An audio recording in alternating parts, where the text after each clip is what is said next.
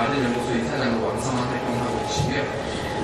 꽃방맨이라는 별명을 가지고 계신 친근한 외모의 소유자이시지만 적절한 비와 치열적인 협업, 토론의 달인이라고 하는 생각을 가지고 계십니다. 우리 노회찬 대표님을 큰 박수로 맞이했습니다.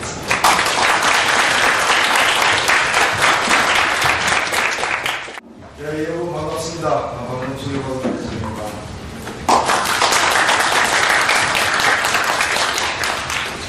네, 이렇게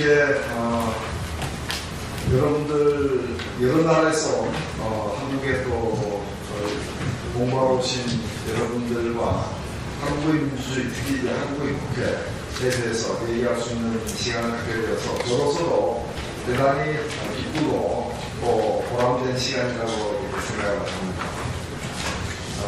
오늘 이미 예고된 대로 한국의 국회가 최근 25년간의 어떤 변화 속에서 겪은 일들을 통해서 한국 민주주의 현 주소와 또 앞으로 더 발전하기 위해서 해결해야 될 과제에 대해서 살펴보는 시간을 갖도록 하겠습니다.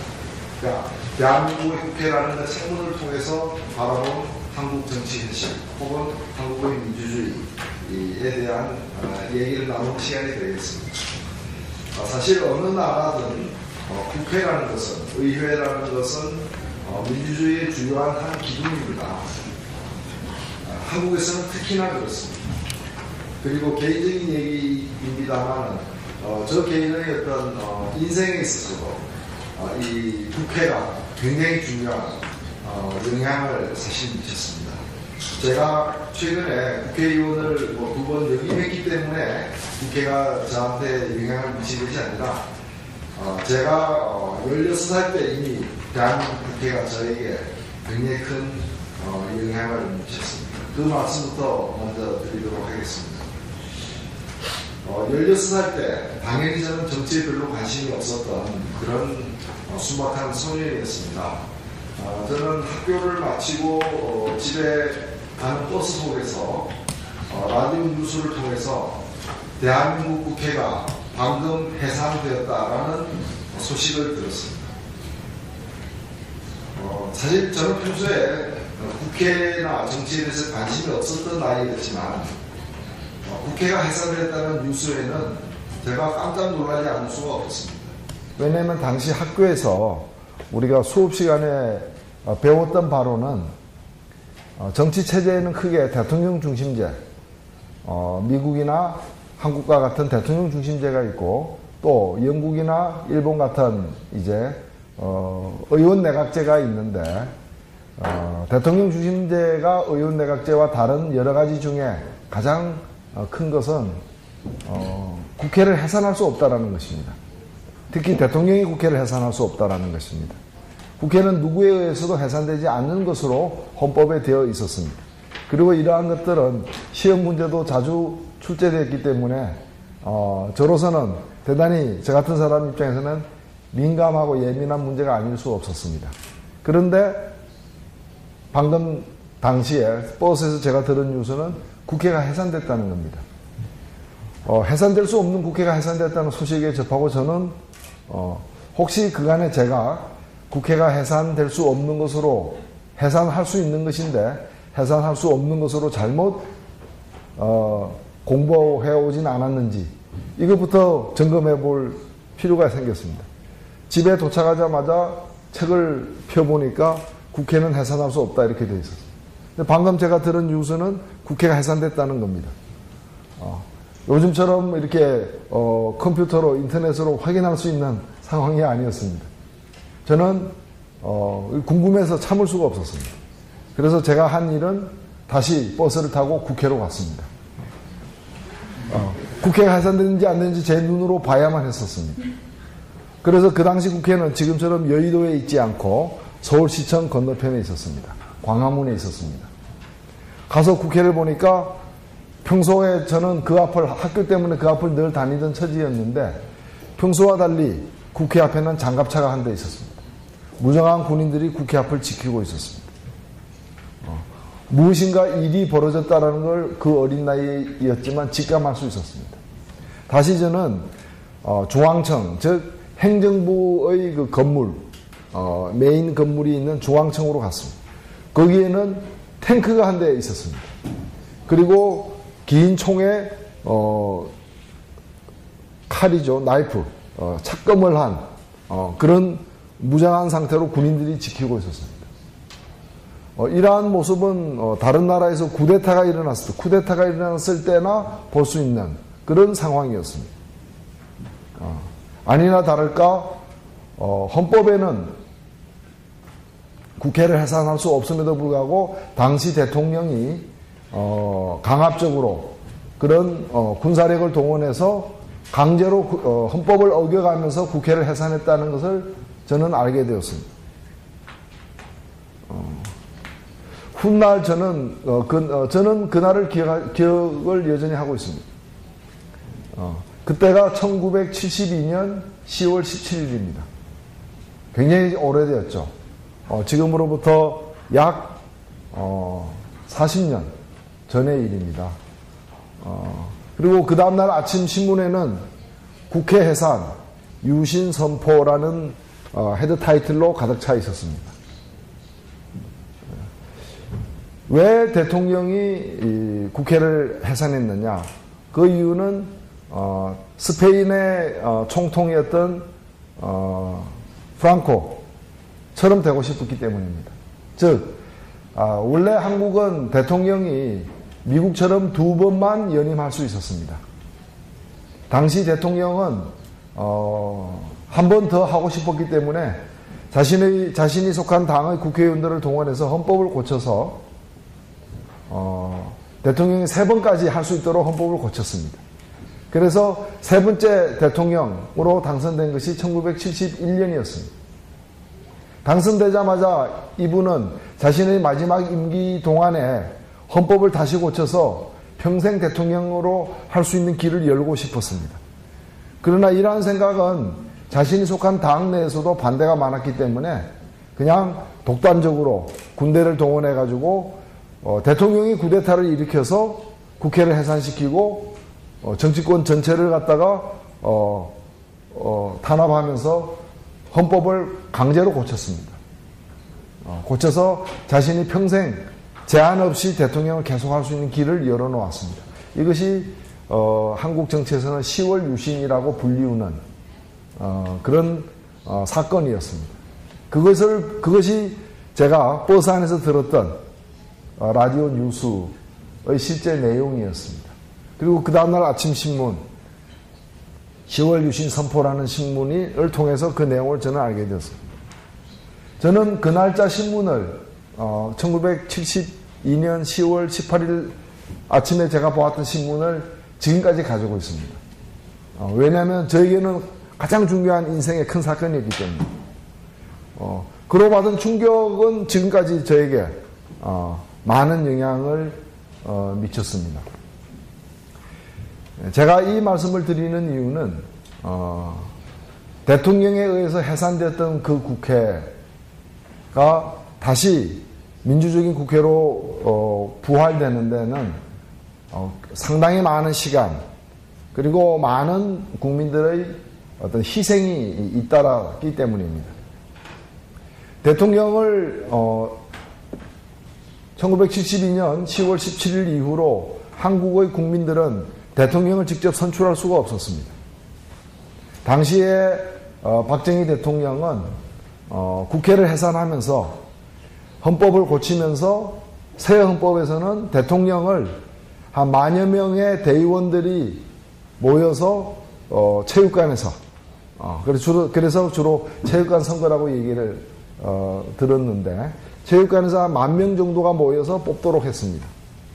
이렇게 되면은 야당 후보들은 원천적으로 대통령 선거에 출마하기가 어려워집니다. 그냥 당시의 박정희 대통령을 놓고 찬성이냐 반대냐 하는 식으로 선거가 치러질 수밖에 없고 90%가 훨씬 넘는 그런 대의원들의 지지로 자동 당선되게 되어 있었습니다. 대통령을 국민들이 직접 뽑지 못한 기간은 1987년까지 이어졌습니다. 저는 오늘 여러분들께 나눠드린 이 자료에서 보면은 새로운 정치 체제를 제가 일컬어서 87년 체제다라고 이렇게 부르고 있습니다. 그것이 바로 1987년은 대한민국의 민주주의 발전에 있어서 상당히 기억될 만한 중요한 전환점이기 때문입니다. 1987년에, 즉 대통령을 국민들이 직접 뽑았던 그런 권리가 박탈당한 지 15년 만에 1987년에 드디어 전 국민적인 저항에 따라서, 민주화 요구에 따라서 당시에 전두환 정부가 국민들의 요구를 받아들이면서 헌법을 개정해서 1987년 헌법을 개정해서 다시 대통령 직선제가 부활이 되었습니다. 그래서 어찌 보면은 한국의 민주주의가 오랫동안 수십 년간 겨울잠을 자다가 다시 깨어나서 다시 시작된 해가 1987년입니다. 그때 대통령 직선제를 요구하면서 격렬하게 수십만 명, 나중에는 수백만 명의 한국 국민들이 길거리로 뛰쳐나와서 민주주의를 요구했는데 그것이 집중적으로 이루어졌던 시기가 6월달이었습니다. 오늘이 6월 18일입니다. 저는 오늘 이 자리에 오면서 바로 1987년 6월 18일 날 제가 어디에 있었는지 기억해냈습니다. 26년 전 일입니다. 왜냐하면 당시에 몇 개의 상징적인 날들이 있었습니다. 가장 많이 사람들이 이렇게 미리 약속해서 모였던, 요즘에 터키에서 지금 이스탄불에서 벌어지고 있는 일들, 작년에 이집트라거나 리비아라거나 이런 중동 지역에서 일어났던 일들, 또 얼마 전에 우크라이나에서 일어났던 일들, 전 세계 각국에서 시민들의 참여에 의해서 자발적으로 민주화를 요구하는 그런 많은 일들이 벌어지고 있는데, 그것이 한국에서는 1987년 그리고 특히 6월 달에 집중적으로 이루어졌고, 그 첫 시작이 6월 10일이었고 두 번째로 더 큰 규모로 사람들이 모였던 날이 바로 오늘 6월 18일이었습니다. 그날 저는 하루 종일 아스팔트 위를 걸었습니다. 예. 그런 기억이 새로운데, 그 6월 항쟁, 국민들의 어떤 그런 민주주의를 위한 그런 외침 덕분에 당시에 독재 정권이 후퇴를 해서 헌법을 고치면서 대통령을 직접 국민들이 뽑기 시작했습니다. 그래서 고쳐진 헌법에 따라서 첫 대통령 선거가 이루어진 것이 1987년 12월입니다. 대한민국의 대통령 선거가 미국처럼 해마다 12월 달에 열리는 것은 바로 이 6월 달에 그것을 요구하는 항쟁이 있었기 때문입니다. 작년에 대통령 선거가 치러졌고 박근혜 지금 대통령이 작년에 당선이 되었습니다. 박근혜 대통령은 이렇게 대통령 직선제가 부활되고 뽑힌 6번째 대통령입니다. 어찌 보면 박근혜 대통령도 상당히 아이러니컬한 그런 운명의 소유자입니다. 왜냐하면 자신의 아버지가 1972년에 대통령 직선제를 없앤 사람입니다. 그런데 대통령 직선제가 부활된 것은 국민에 의해서 부활됐습니다. 그러니까 어찌 보면은 박근혜 대통령이 가장 감사해야 할 사람은 자신의 아버지가 아니라 국민들입니다. 국민들이 대통령 선거제를 직선제를 부활시켰기 때문에 박근혜 대통령도 당선될 수 있었기 때문입니다. 이러한 대통령 직선제의 부활은 단순히 국민들이 대통령만 직접 뽑는 대로 돼서 끝나지 않았습니다. 26년 전 1987년 6월 29일 날은 당시에 군사정권이 국민들의 저항 때문에 정치적인 후퇴를 한 날입니다. 그날 군사정권은 몇 가지 약속을 했습니다. 9가지 약속을 했는데 그 내용은 대부분 한국의 민주화를 위한 약속이었습니다. 이것을 6.29, 6월 29일 날 이루어졌다고 해서 6.29 선언이라고 부르는 겁니다.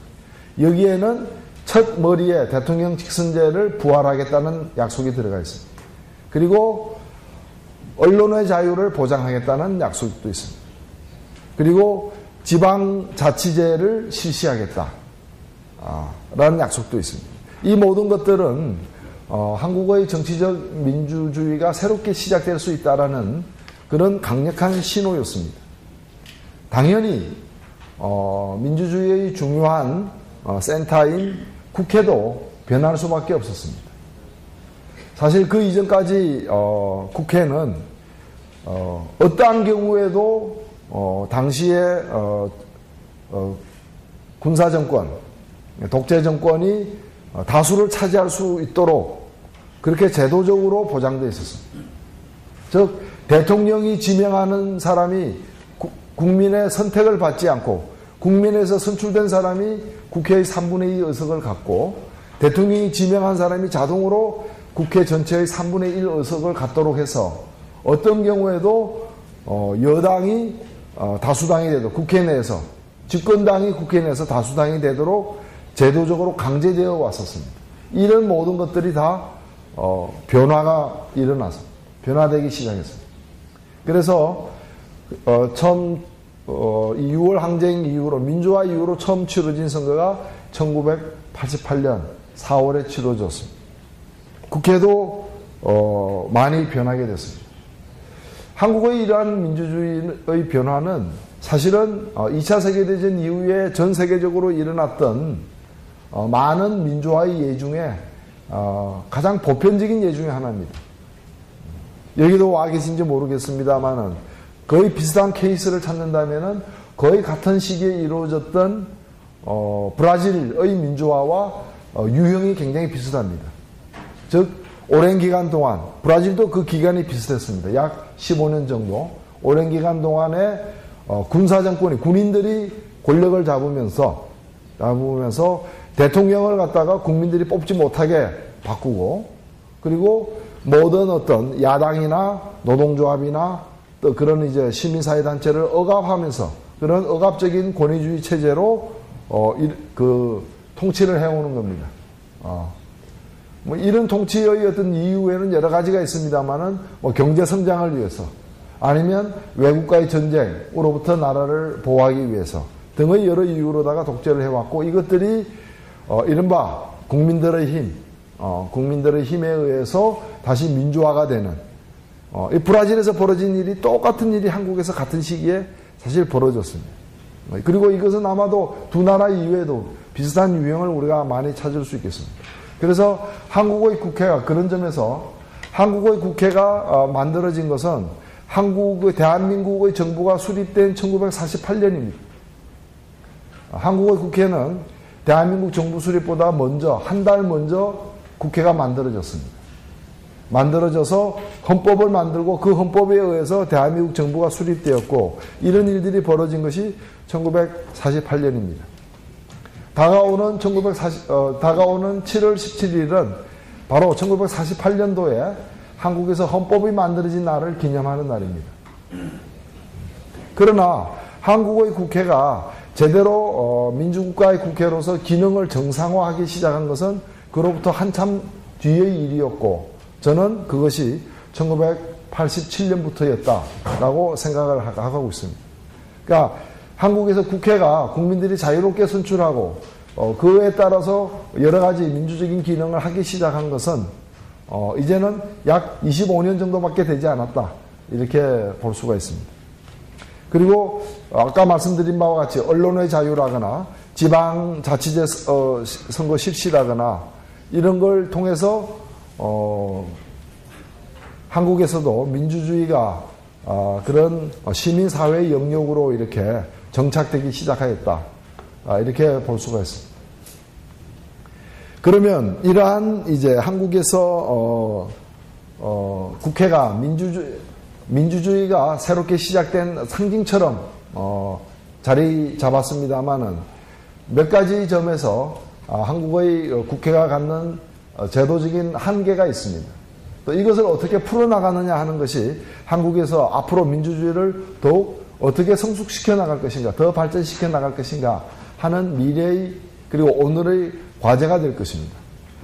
한국에서 국회의 과제는 여러분들이 잘 아시다시피 현대사회에서 민주주의는 이른바 삼권 분립, 대통령 혹은 수상 등 행정 권력이 있고 행정부의 권력이 있고 그 다음에 국회로 표현되는 이 의회 권력, 입법 권력이 있고 그리고 법원으로 또 상징되는 사법부, 이렇게 세 영역이 서로 독립된 속에서 서로 견제하고 균형을 이루면서 권력의 민주화를 실현하는 것이 현대 민주주의의 요체라고들 얘기를 하고 있습니다. 한국도 일단은 그런 점에서는 상권 분립이 되어 있다고 볼 수 있습니다. 그러나 한국의 상권 분립은 다른 나라와 비교해 볼 때 몇 가지 특징을 갖고 있습니다. 또 그 특징이 사실은 한국 국회의 위상과 역할 혹은 한국 국회의 한계를 또 반영하는 것이기도 합니다. 한국은 미국처럼 대통령 중심제의 나라입니다. 제가 보기에는 한국은 전 세계에서 가장 강력한 대통령의 권한을 보장하는 나라이기도 합니다. 사실 대통령은 한국과 미국에만 있는 게 아닙니다. 독일에도 있고 프랑스에도 있습니다. 물론 영국이나 일본에는 없습니다. 대통령이 있는 나라들은 많습니다. 뭐 인도에도 대통령이 있지 않습니까?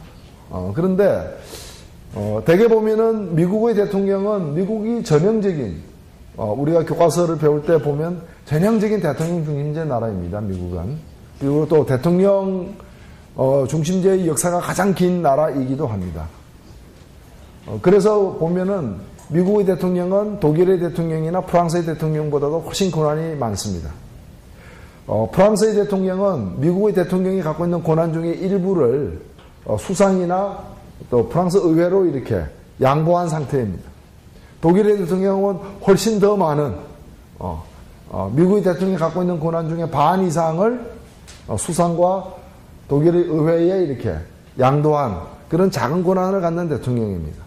그런데 한국의 대통령은 미국의 대통령이 갖고 있는 권한에다가 플러스 알파 더 많은 권한을 사실 갖고 있습니다. 제가 이렇게 얘기하는 데는 당연히 그 근거가 있습니다. 예를 들면은 청문회라는 게 있습니다. 청문회 중에서도 정책을 따지는 청문회가 아니라 사람을 주요한 정치인을 요직에 임명할 때 활용되는 청문회입니다. 주로 보면 대통령이 임명하는 사람에 대해서 대통령을 견제하는 의회에서 청문회를 열어서 그 사람에 대해서 여러 가지 조사를 하고 점검을 합니다. 그래서 결격 사유가 발생하는지 안 하는지를 따집니다. 문제가 생기면 그 문제를 드러내고 그에 따라서 임명을 허용하지 않거나 대통령의 임명을 인사권 발동을 제한하거나 아니면은 사실상 못하도록 여론을 조성합니다. 이것이 인사청문회 제도입니다. 인사청문회 제도입니다. 한국에서 인사청문회는 굉장히 요란한 그런 정치 행사로 많은 국민들의 주목을 받고 있습니다. 근데 제가 지금 말씀드리고 싶은 건 뭔가 하면은 미국 대통령은 오바마 대통령도 그러하고 부시도 그러하고 클린턴 대통령 모든 미국의 대통령은 자신이 임명하는 사람들 중에 자신이 마음대로 임명해도 좋은 사람이 있고 의회에다가 넘겨서 의회 청문회를 거쳐서 동의를 받아야 임명하는 사람이 있습니다. 미국 대통령이 의회에서 동의를 받아야만 되는 사람은 그때 좀 바뀌긴 합니다만 적을 때는 400명, 많을 때는 600명 정도입니다. 그러니까 평균 500명 정도의 직책에 대해서는 500개 정도의 직책에 대해서는 거기에 임명되는 사람을 자신의 마음대로 임명하는 것이 아니라 의회가 조사해야 되고 동의가 있어야만 임명이 가능한 겁니다. 대한민국의 대통령이 자신이 마음대로 임명하지 못하고 의회, 국회의 동의를 받고 국회에서 청문회에 올려야 되는 사람은 20명 정도입니다. 그러니까 오바마 대통령은 박근혜 대통령을 몹시 부러워할 수밖에 없습니다. 그렇지 않습니까? 제가 대통령이라 하더라도 국회에서 까다로운 심사를 거치지 않고 제 마음대로 임명하는 사람이 많을수록 저는 사실은 일을 편하게 할 수 있기 때문입니다. 그런 점에서 보면은 하나의 상징적인 예이지만 한국의 대통령이 미국의 대통령보다 그런 정치적 영향력은 이 전 세계 차원에서 보면 정치적 영향력은 비교가 안 될 만큼 적을 것입니다. 그러나 자신의 통치권이 발휘되는 그 영역 내에서 대통령의 지위는 훨씬 더 크다는 거예요. 그래서 한국의 대통령제에 대해서 한국에서는 주로 제왕적 대통령제다. 황제와 같은 권한을 발휘하는 대통령제다. 이런 지적을 많이 하고 있습니다. 그래서 대통령 선거 때마다 단골 이슈는 뭐냐면은 대통령의 권한을 어떻게 좀 분산시킬 것인가 하는 것입니다. 그래서 헌법 개정 문제가 나옵니다. 지금도 헌법 개정, 이번에 박근혜 대통령이 당선되었지만 박근혜 대통령은 물론이거니와 아깝게 낙선해왔던 문재인 후보, 주요 야당 후보, 모든 후보들이 자신이 대통령이 되면 헌법을 고치겠다고 약속을 한 바가 있습니다. 그리고 그 약속 내용 중에 주요한 부분은 대통령의 권한을 분산하는 겁니다. 즉 분산한다는 얘기는 나눠준다는 얘기고, 나눠준다는 얘기는 약화된다는 얘기죠. 약화된다는. 그래서 한국에서 앞으로 한국의 민주주의의 과제 중에는, 한국 민주주의가 해결해야 될 과제에는 당연히 권력의 분산 문제가 있습니다. 그리고 그 권력의 분산은 대법원의 권력이나 국회의 권력이 아닌 대통령의 권한을 일부는 국회에게, 일부는 또 국민에게 분산하는 겁니다. 국민에게 분산한다는 말이 무슨 말이냐? 그것은 대통령이 임명하는 사람들 중에, 우리 한국에서 대통령이 직접 임명하는 사람 중에 미국으로 보면은 대통령이 임명하지 않고 국민이 선출하는 그런 경우가 꽤 많습니다. 제가 미국의 캘리포니아주의 그 오렌지 카운티라는 데를 가본 적이 있습니다. 그 오렌지 카운티에 제가 갔던 이유는 뭐냐면은 미국은 해당 선거구에 같은 언어를 쓰는 사람들이 10%가 넘으면 그 사람들의 언어로 투표용지를 마련해 줍니다. 예. 그런데 미국 전역에서 많은 한국인들이 가 있지만 특정 선거구에 10% 인구의 10% 넘게 거주하고 있는 것은 그 오렌지 카운티 한 곳이었습니다. 그래서 오렌지 카운티에서 얼마 전에 10년쯤 전에 처음으로 인구가 10% 한국 사람들의 인구가 10% 넘어서면서 한국어로 한글로 투표용지와 투표 안내 책자 같은 것이 인쇄되어서 나왔습니다. 그래서 그걸 보러 저는 오렌지 카운티 선거관리위원회를 방문한 적이 있는데, 그때 제가 놀랐던 것은 한글로 된 투표용지가 아니라, 그것은 이미 알고 갔으니까요, 투표용지의 크기 때문이었습니다. 제 기억으로 그때 오렌지 카운티의 그 주민들은 그 선거에서 자기가 선택해야 될 사람이 50명이 넘었습니다. 50명이 넘었습니다. 한국에서는 가장 많이 선출할 때 8번의 도장을 찍습니다. 물론 정당에 대한 투표까지 포함해서. 그만큼 어찌 보면은 국민들이 직접 선출하도록 권력이 이렇게 분산되어 있다라는 의미이기도 합니다. 물론 미국보다 더 많이 국민들에게 권한이 분산되어 있는, 양도되어 있는 나라들도 있습니다. 뭐 대표적으로는 스위스로 볼 수도 있고요. 저는 지금 여러분들께 말씀드리고자 하는 바는 뭔가 하면은 국회라는 것은 혼자 존재하는 것이 아니라 국민들과의 관계 속에서도 존재하고, 또 다른 권력과의 관계 속에서, 특히 행정부, 그 다음에 사법부와의 관계 속에서 견제와 균형을 이루면서 존재하는데, 한국의 국회가 과거에 비해서 민주화되긴 했지만 또 앞으로 가야 될 길도 많이 남아있고, 그 중에 보면은 너무 대통령에게 집중된 권한을 지혜롭게 분산시키는 그 과정에서 국회가 권한이 더 강화되는 것도 중요한 과제다라는 말씀을 저는 여러분들께 지금 드리고 있는 것입니다. 또 하나는 뭐냐면은 선거제도와 관련된 문제입니다. 이 문제는 굉장히 이제 좀 복잡한 측면이 있습니다만은 한국에서 늘 지금도 문제가 되는 것은 큰 정당들이 오랫동안 정치 권력을 독점하고 있는 문제입니다. 이 문제는 한국의 어떤 선거제도와 관련되어서 여러 차례 오랫동안 이제 문제가 이제 제기되고 있는 그런 부분들입니다. 예를 들자면은 이제 저는 한국에서는 이제 두 가지 특징을 갖고 있는 당에 속하여 있습니다. 그거는 메이저 그룹이 아닌 마이너 파티. 예. 메이저 파티라고 하면은 주로 이제 그 새누리당과 지금 집권당이죠. 그 다음에 민주당 두 당이 이제 메이저 정당입니다.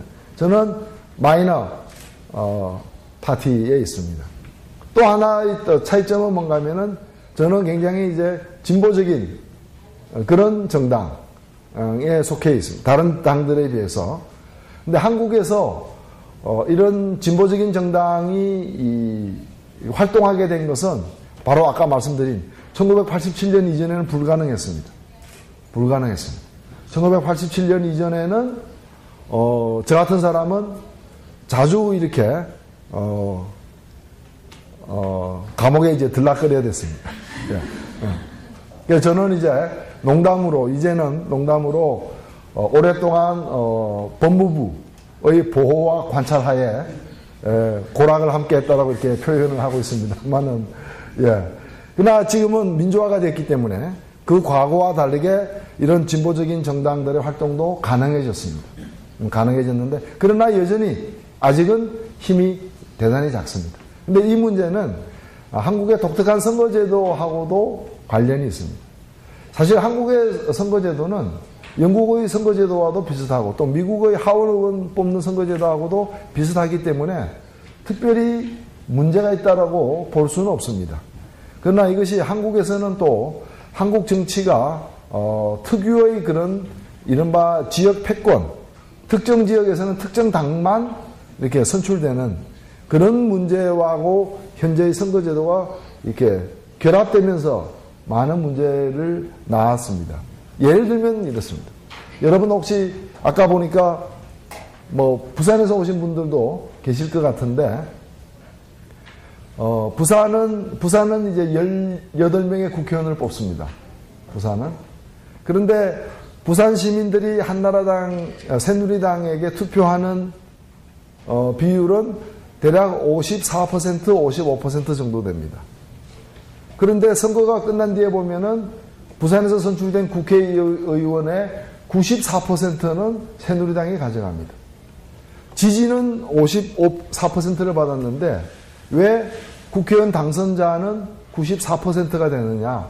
그것은 바로 한 선거구에서 한 명만 뽑기 때문에 나머지 51%만 돼도 당선이 됩니다. 그럼 49%의 지지를 보냈던 이 표는 그냥 휴지통에 들어가 버리는 거죠. 그렇게 되면서 이것이 다른 나라에서는 이런 방식도 큰 문제를 안 만들 수 있는데 한국에서는 이런 것이 예를 들면 영남 지역에서는 새누리당, 또 이 광주 또는 전라남도, 전라북도 이런 지역에서는 또 민주당이 상대적으로 우세한 가운데 한 표라도 많으면 다 가져가니까 일종의 all or nothing 게임이 이렇게 되면서 국민들의 어떤 여론과 그 정당이 갖고 있는 의석의 갭이 발생을 하는 겁니다. 예를 들면은 제가 처음 국회의원이 되었을 때 진보정당으로서 되었을 때 한국 역사에서 처음으로 진보정당 국회의원이 10명이 진출했습니다. 당시 국회의원 정수는 299명이었습니다. 그리고 당시 우리가 받았던 지지는 평균 13%였습니다. 그러면 299명의 국회의원 중에서 13%의 지지를 받았으면은 약 30석 이상 차지해야 그게 정상적일 겁니다. 그러나 우리는 이 선거제도 때문에 10석만 가져가게 된 거예요. 나머지 지지율에 비해서 못 가져간 그 의석은 다른 큰 당들이 가져가게 돼요. 큰 정당들은, 메이저 정당들은 자신의 지지율보다 더 많은 의석을 갖고 있습니다. 이러한 일들이 최근에 발생한 것이 영국입니다. 그래서 영국에서는 이 선거제도를 현재 영국에 보면은 영국의 자유민주당이 17%, 18%의 지지를 얻고서 실제 의석은 7%, 8% 정도밖에 못 가져가니까 이 불합리한 점을 고치기 위해서 국민투표까지 영국은 했습니다. 그리고 여기 뉴질랜드에서 오신 분은 아시겠지만은, 한 20년 전에 뉴질랜드에서도 똑같은 일이 일어나서 선거제도가 바뀌기도 했습니다. 그래서 한국에서 이러한 그 선거제도가 국민들이 10%를 한국 국민 중에 10%가 지지하는 정당이 있으면은 국회 내에서 10%의 의석을 차지하고 10%의 발언권을 갖는 것. 이것이 국민들의 여론이 국회에 국민들을 대변하는 국회에 더 잘 반영될 수 있는 그런 구조라는 점에서 이 선거제도를 고치는 것이 큰 과제가 되고 있습니다. 왜냐하면은 국민들을 더 잘 대변하고 다양한 국민들의 요구가 있는 만큼 국회에도 이렇게 반영이 되어야만 정치권이 국민들의 신뢰를 더 받을 수 있기 때문입니다. 그런 점에서 한국 사회는 다른 나라들처럼 계속 산업화가 발전하면서 또 현대화가 이루어지면서 다양한 이해관계들이 표출이 되고 있습니다. 이런 다양한 이해관계들이 있는 대로 정치권에 반영되고 거기서 또 잘 이렇게 조절이 되기 위해서는 국민들의 생각을 잘 반영할 수 있는 선거제도의 개선이 대단히 필수적입니다. 이런 것들이 뭐냐면은 국회의 구성을 다양화할 수 있기 때문입니다. 오늘날 한국 사회에서는 가장 큰 정치적 화두는 경제민주화입니다. 경제민주화. 지난번 대통령 선거 때 모든 후보들이 경제민주화를 하겠다고 했습니다. 어떤 후보는 경제민주화를 강조하고 어떤 후보는 경제민주화가 아니라 경제성장이다.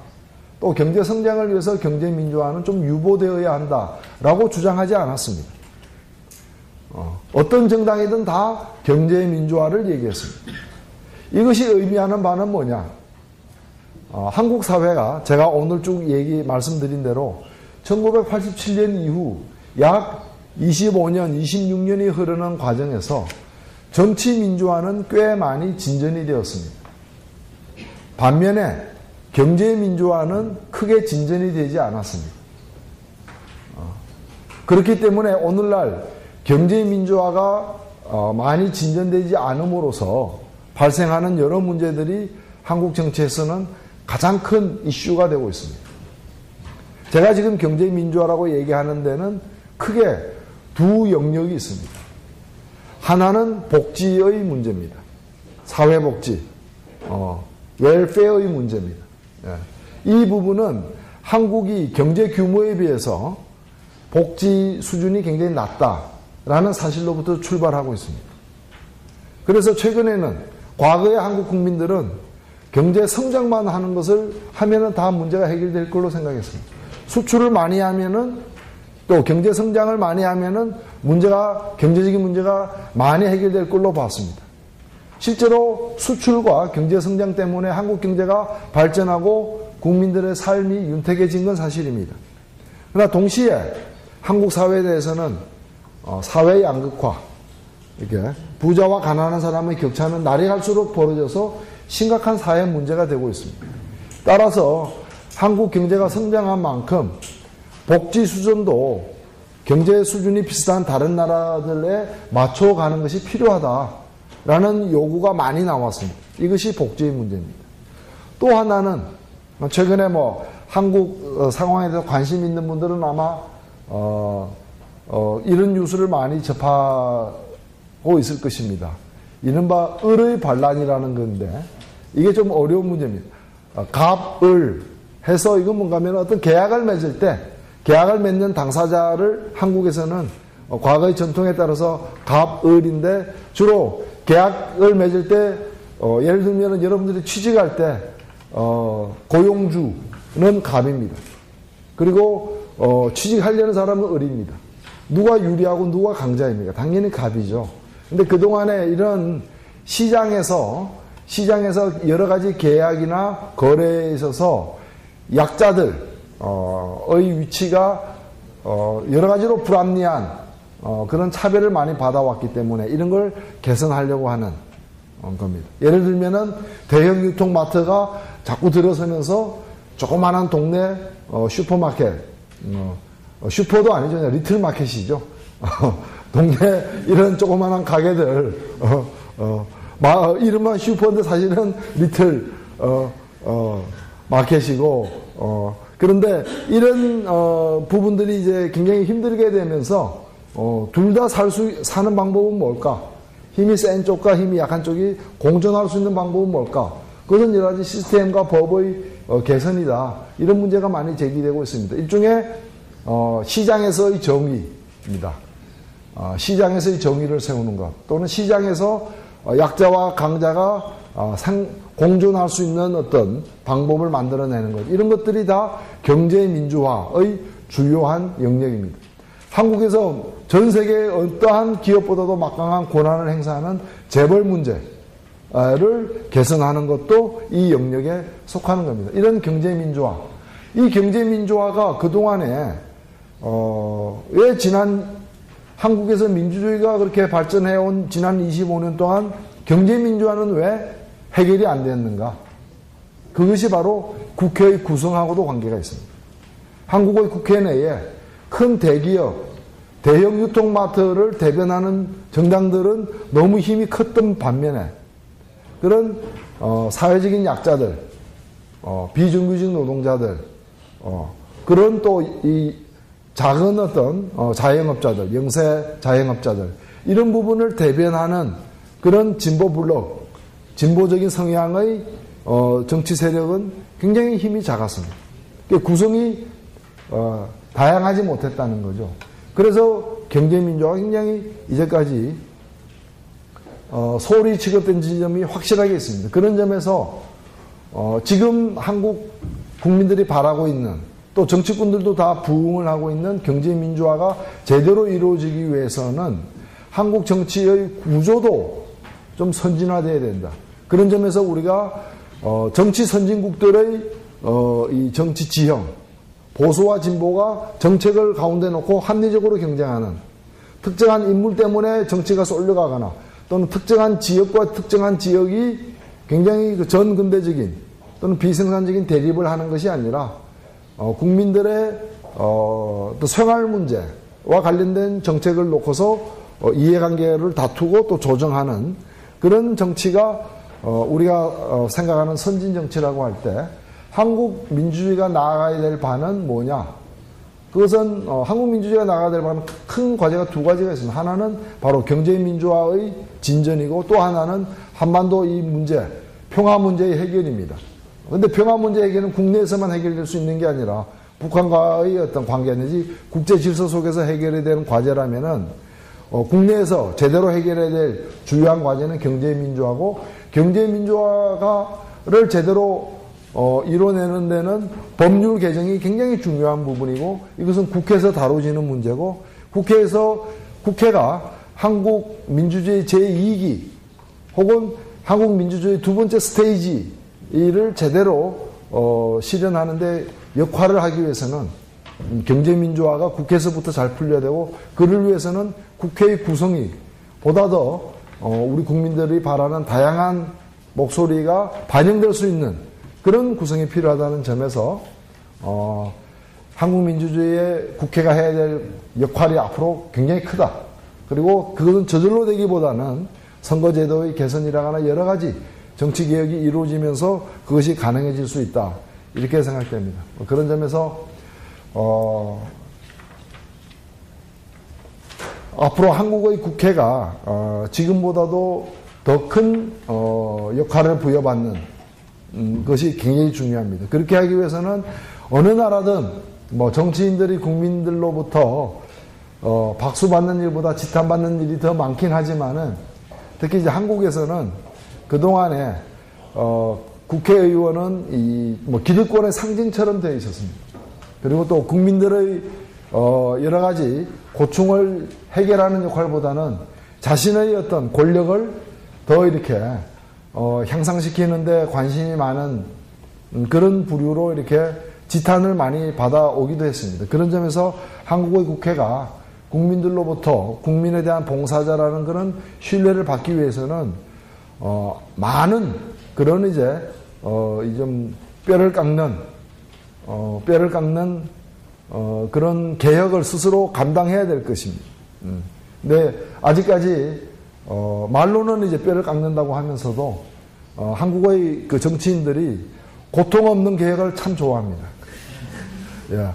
뼈를 깎아도 아프지 않는 그런 이제 무고통 개혁. 사실은 개혁이라는 것은 아픔을 수반할 수밖에 없고 또 그 고통을 감수하는 것이 어찌 보면 또 개혁이라고도 볼 수 있는데 그런 점에서 한국 국회가 스스로 개혁할 것을 국민들로부터 강하게 요구받고 있다는 점도 제가 지적을 해드리겠습니다. 그럼에도 불구하고 국회는 앞으로 한국 민주주의에서 더 큰 역할을 맡을 때 한국 사회의 전체 민주주의도 더 발전할 수 있다는 말씀을 마지막으로 드리면서 일단 저희 발표를 여기서 마치되 여러분들의 의견과 또 궁금하신 점에 대해서 제가 충실하게 답변할 것을 약속드립니다. 들어주셔서 고맙습니다. 감사합니다.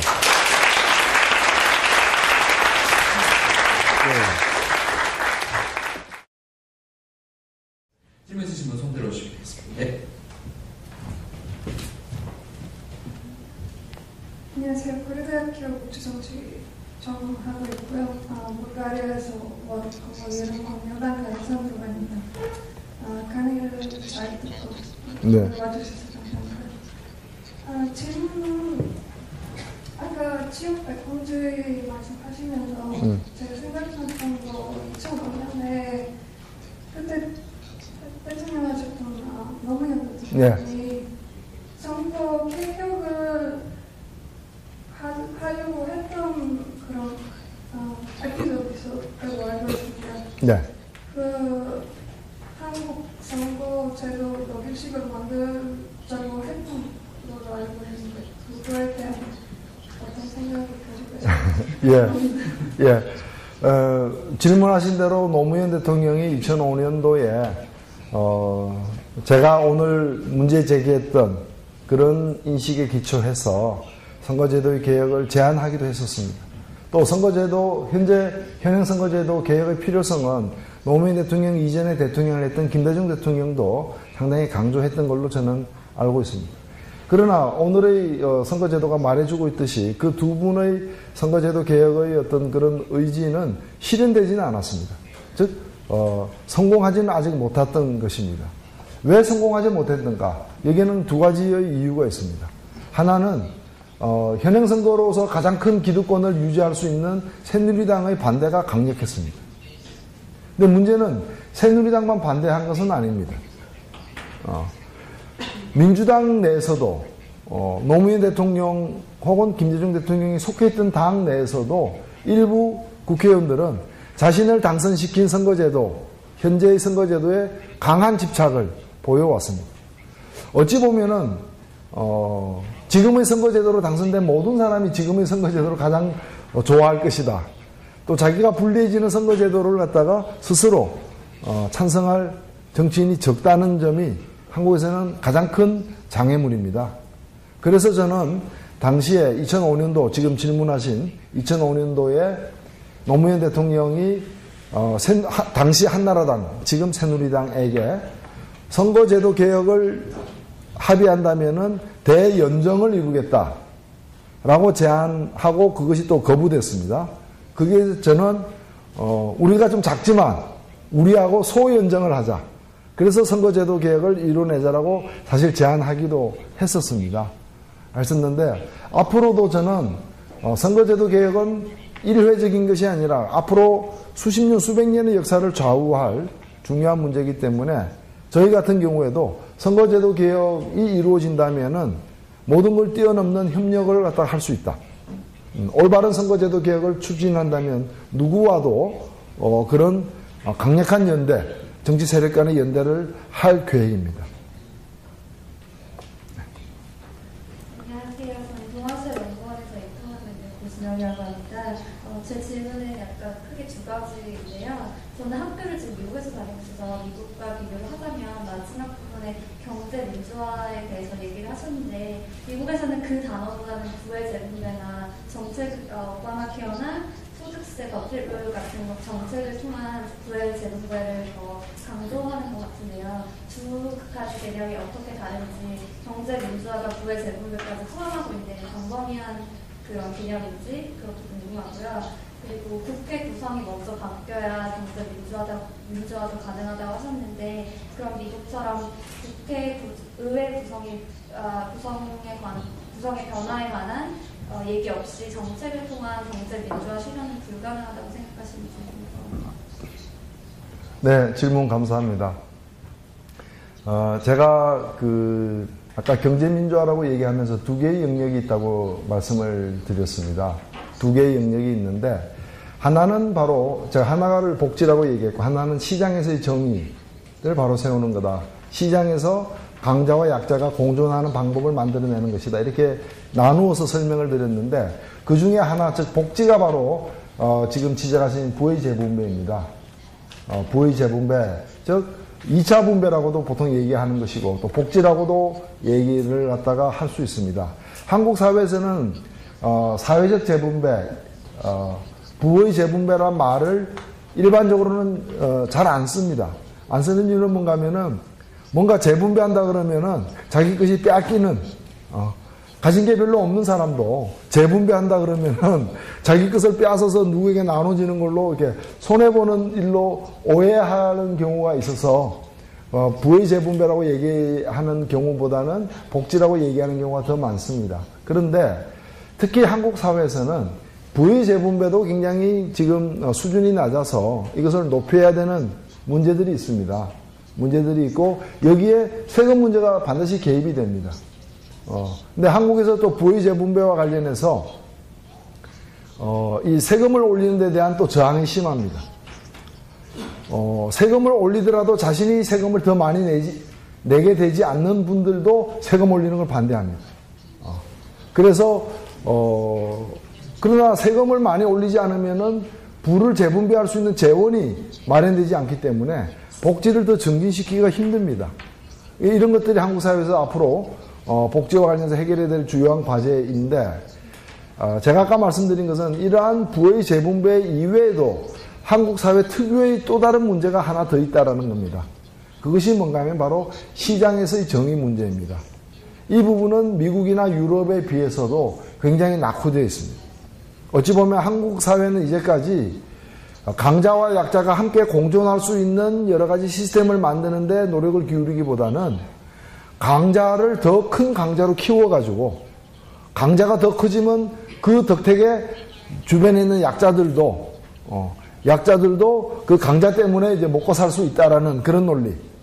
이것을 한국 정치에서는 낙수 효과라고 합니다. 낙수 효과. 물이 떨어지는 효과라는 말인데, 이렇게 한 그릇에 물이 가득 차면은 큰 그릇에 물을 가득 채우기 위해서 먼저 물을 붓는다는 거죠.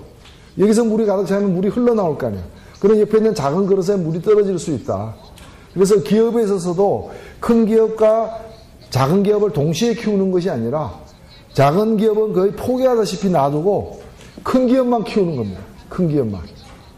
그래서 큰 기업이 커지면은 거기에 취직하는 사람도 많아지고 그럼 자회사도 생기고 하니까 다 좋아지는 게 아니냐. 이게 한국에서 옛날에 관할했던 시절에 큰 아들만 학교에 보냅니다. 다 학교에 보내는 게 아니라, 아니면은 집이 돈이 적으면 다들 고등학교까지는 졸업하도록 해주자. 큰 아들, 큰 딸, 막내까지 다 고등학교까지는 졸업시키는 것이 아니라 다들 초등학교만 다니게 만들고 큰 아들만 돈을 다 그쪽으로 집중해가지고 큰 아들만 대학 보내는.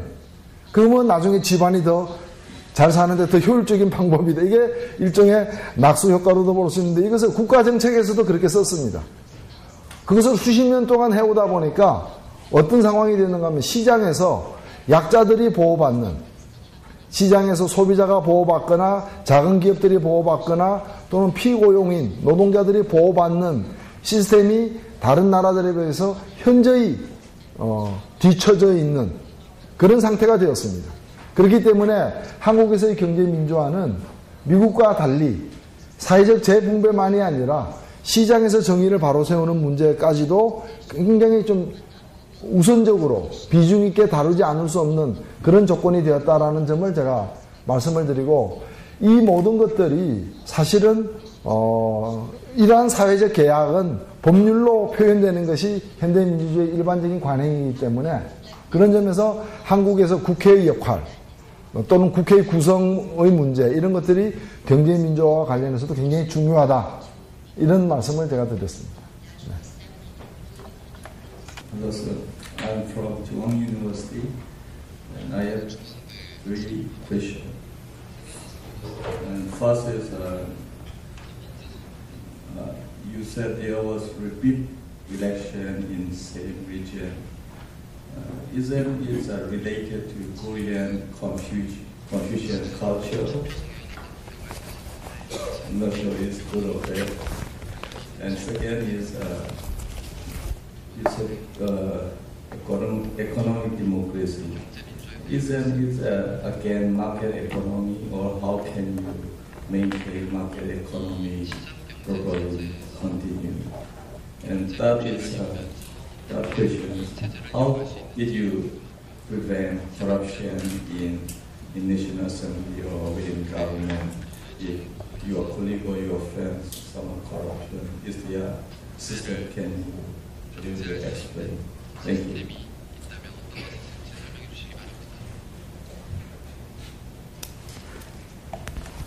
네, 질문 감사합니다. 예, 제 조카도 중앙대학교 다니고 있습니다. 예, 투표 성향이 한국의 전통적인 유교 문화와 관련이 있느냐, 특히 한국의 투표 성향에서 드러나는 그런 지역주의, 특정 지역에서 특정 정당에게 몰표를 주는, 이렇게 표를 몰아주는 현상이 한국의 전통적인 유교와 관련이 있느냐. 결론부터 말씀드리자면은 큰 관련이 없다라는 게 저희 생각입니다. 제가 그렇게 생각하는 이유는 한국은 여전히 이 유교가 굉장히 강한, 유교의 영향이 굉장히 강한 나라입니다. 중국에서 다들 동양이 다 유교 영향이 강한 걸로 생각하지만 중국에서는 유교가 종교 중에 하나입니다. 그 이상이 아닙니다. 일본에서 유교는 학문 중에 하나입니다.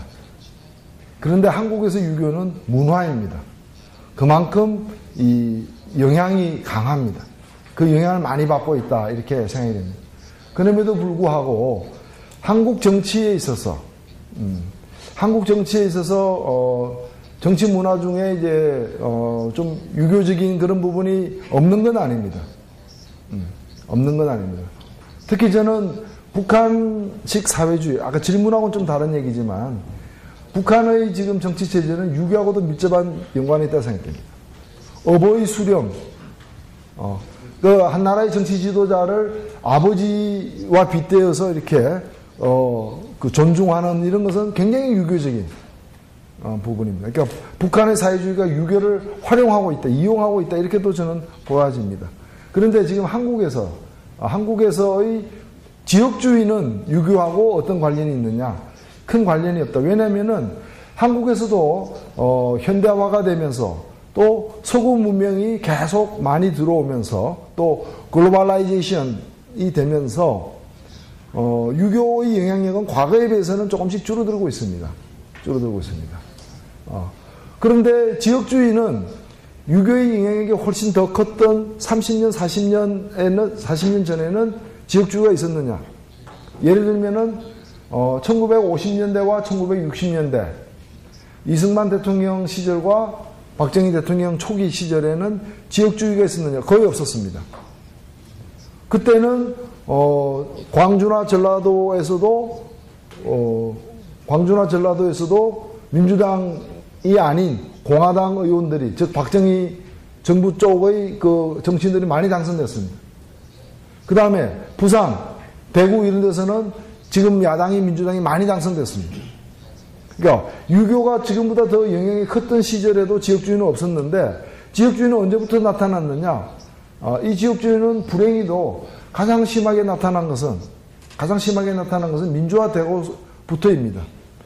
1987년 민주화되면서 과거에는 총칼로 인해서 군사정권과 민주세력들이 대립을 했다면 87년 민주화 이후에는 합법적인 선거를 통해서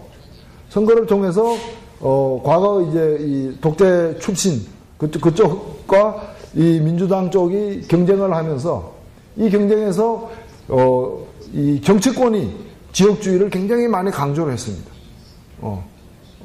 뭐 대표적인 걸로 우리가 누구인가, 우리가 누구인가, 이게 그런 어떤 우리가 남이가 뭐 한국말로 하면 우리가 남이가 이렇게 되는 건데 그게 뭔가 하면 이제 우리는 경상도 사람이니까 경상도 쪽 당을 찍어야 된다. 우리는 호남이니까 호남 쪽 찍어야 된다. 이런 것은 바로 정치권들이 부추겼습니다. 그래서 국민들의 유교적인 문화가 발현되어서 지역주의가 심화된 것은 아니다.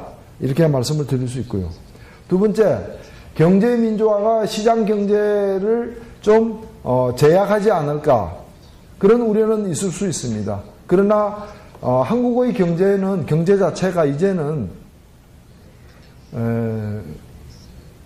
경제 민주화가 되지 않으면 경제 발전도 힘들게 되었다. 이렇게 제가 오히려 말씀을 드릴 수 있겠습니다. 한국의 경제는 과거에는 대기업을 통한 수출이 한국 경제 전체의 운명을 좌지우지했습니다. 그러나 지금은 한국 경제 규모가 워낙 커졌고 한국 국민들이 직접 소비하는 내수 시장의 영향력도 아주 커졌기 때문에 대기업의 수출만 가지고는 한국 경제 전체를 책임질 수 없는 상황에 이미 도달했습니다. 그리고 대기업들도 현대자동차 같은 경우에 보면은 현대자동차가 울산에서 만들어내는 자동차 수보다 해외에 있는 공장, 미국이라거나 인도라거나 유럽이라거나 해외에 있는 공장에서 만들어내는 자동차가 훨씬 더 많습니다. 훨씬 더 많습니다. 앞으로는 더 많아질 겁니다. 더 많아질 겁니다.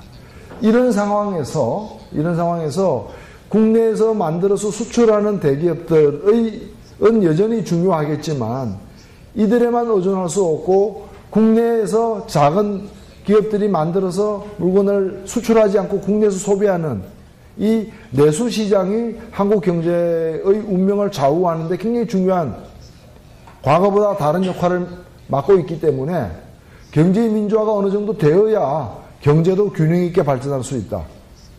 이미 그런 상황이 됐기 때문에 시장 경제의 활성화를 위해서도 경제 민주화가 굉장히 중요하다. 이렇게 제가 말씀을 드릴 수 있고요. 그 다음에 이제 국회를 견제하는 부분과 관련해서는, 이 부분과 관련해서는 국회의원을 국민들이 소환하는 그런 문제들이 헌법 개정 차원에서, 국회의원에 대한 규제의 방식으로 제기되고 있기도 합니다. 그러나 이런, 방식도 중요하지만 시민에 의한, 국회, 의원의 활동에 대한 규제가 큰 과제가 되고 있습니다. 예를 들면은 국회의원이 하는 가장 중요한 일은 법을 만드는 것입니다. 그런데 재미있는 것은 뭔가 하면 한국에서는 선거 때마다 출마한 그 정치인들이 국회의원 시절에 어떤 법에 찬성했고 어떤 법에 반대했는지에 대해서 별로 유권자들이 따지지 않는다는 겁니다. 이게 가장 큰 문제입니다. 국회의원들의 입법 활동을 가지고서 정치 노선이라거나 정책 방향을 평가하고 그리고 좋은 법을 많이 만든 사람 또는 내가 원하는 법을 많이 만들어낸 사람을 지지하는 것이 아니라 무슨 법을 찬성했든 무슨 법을 만들었든 그와 무관하게 국회의원을 뽑는 거죠. 그러다 보니까 그 국회의원이 어떤 좋은 대학을 나왔는가 아니면 그 국회의원이 얼마나 잘생겼는가 이런 걸 보고서 따지는 경향도 안타깝지만 생겨나고 있습니다. 이제는 국회의원 되려면 성형외과부터 찾아가야 돼요. 그런 점에서 저는 국회의원에 대한 견제는 법과 제도로서 하는 견제만 있는 것이 아니라 유권자들의 살아있는 어떤 의식도 굉장히 중요하고 국민의 힘에 의한 통제가 가장 강력하고 또 가장 민주적인 통제가 아닌가 하는 점에서 유권자들이 정치인들을 불신할 것만이 아니라 정치인들을 선택할 때에도 가장 날카로운 기준, 비판적인 안목으로서 국회의원을 평가할 필요가 있다. 그런 것들이 한국에서는 더욱더 강조될 필요가 있다. 이렇게 생각합니다. 네.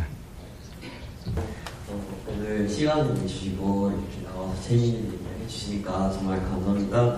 저는 미국에서 타이러라고 하고요. 서울대학교 정치외교학과 석사 과정이에요. 일단 저는 두 가지 질문이 있는데요. 첫 번째는 이제 미국 사람이기 때문에 모르는 것 같은데 한국에는 국회 비례대표제가 있지 않습니까? 근데 그 비례대표제는 솔직히 저는 잘 이해는 안 하는 것 같아요. 그거 시스템이 어떻게 돌아가는지, 언제부터 시작했는지, 그리고 그거 그냥 평가해 줬으면 좋겠어요. 그리고 두 번째로는요, 요즘 저희가 다들 외국인이기 때문에 아마 이렇게 맨날 피부로 느껴지는 문제들이 많은데 저희와 같은 경우에는 이렇게 차별이나 이렇게 사회에서 받아들여지느냐 그 문제가 좀 크다고 생각하는데요. 근데 이제 한국에서 차별금지 기본법이 아직 없다는 걸로 알고 있고 지금까지 차별을 금지하는 법률은 연령대나 장애 이런 거랑 관련된 걸로 알고 있어요. 2007년에 그 차별금지법을 이제 통과하려는 그런 운동이 있었는데 잘 안 됐다고 들었어요. 그래서 혹시 그런 기본법의 가능성에 대해서 어떻게 생각하시는지, 앞으로 이제 한국에서 다양성이 더 많아질 것 같고 이제 저희 유학생들이 엄청 많아질 거라고 들었어요. 유학생 유치 정책들이 많기 때문에요. 그래서 그거 어떻게 될지, 가능한 건지 어떻게 생각하세요? 네. 질문 감사합니다. 한국에서 지금 국회의원 선출 제도 중에 일부로 시행되고 있는 게 이제 비례대표제입니다. 이 비례대표제는 굉장히 독특한 이제 제도인데 미국에는 없죠. 영국에도 사실 없습니다. 그런데 어떤 나라들 보면은 100% 비례대표제만 가지고서 국회의원을 선출하는 나라들도 있습니다. 스웨덴 같은 나라가 이제 그런 나라라고도 볼 수 있는데요.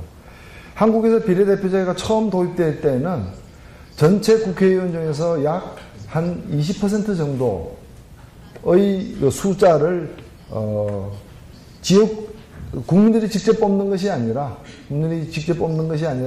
다른 방식으로 충원을 했습니다. 뭔가 하면 이제 처음에 적용됐던 방식은 각 당들이 선거 후에 차지한 의석 비율로 해가지고 전체 국회 의석 중에서 약 20%를 떼어놓고 그 20%의 의석을 각 당들이 당선자 수의 비율로다가 이렇게 쪼개서 나누어 갖는 방식으로 했습니다. 왜 이런 방식으로 했느냐? 출마를 해서 선거운동을 통해서 당선되기 힘든 사람들, 예를 들면은 국회에는 꼭 필요한 전문가인데 직업 정치인이 아니다 보니까 이렇게 지역에서 활동도 하지 않고 이런 상태에서 국회에 들어갈 길이 없는, 그러나 국회를 위해서는 필요한 그런 전문가들, 예를 들면 학자라거나 또는 특정 분야의 대표성을 가진 소수 대표성을 가진 그런 분들, 이런 사람들을 국회의원으로 만들기 위한 어떤 방식으로다가 채택이 된 겁니다. 시간이 지나면서 이 숫자는 점점 늘어나게 되었습니다. 시간이 지나면서 점점 늘어나게 되었는데, 그리고 또 이제 여성들의 정치적 진출이 강조되면서 또 늘어나기도 했었습니다. 왜냐하면 이제 특히나 한국 같은 사회에서 아까 유교적인 그런 문화까지 있는 사회에서 여성들의 사회적 진출이 굉장히 낮았습니다.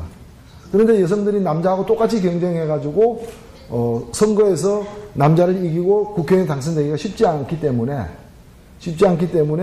이제 여성들을 갖다가 국회에 더 많이 진출시키기 위한 그런 좀 하나의 비상한 방법으로 또 이 비례대표제가 활용되기도 했었습니다.